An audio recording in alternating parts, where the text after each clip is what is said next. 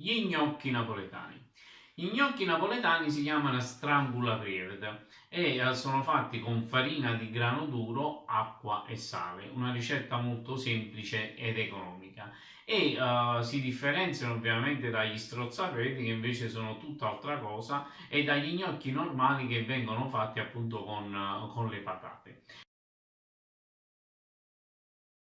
I strangolaprievede hanno un'etimologia particolare. La diceria popolare vuole che in effetti il termine derivi dal fatto che i monaci che girovagavano in cerca di elemosina spesso venivano appunto ripagati con questa pietanza e siccome avevano molta fame, essendo gli gnocchi di grano duro, se ne scendevano nell'esofago in modo molto lento e quasi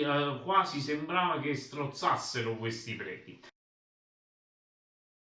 Ma in realtà questo è appunto un accorgimento, una diceria popolare che avvicina in realtà il suono del termine strangulaprevede ai preti, ma in realtà non è così, perché i strangulaprevede hanno un'origine molto più particolare, il nome ha un'origine molto più particolare che ci porta automaticamente alla prima lingua che si parlava nella nostra città, che è appunto il greco. E infatti i due verbi greci che sono strangolo, che significa arrotolare, e pretros, che significa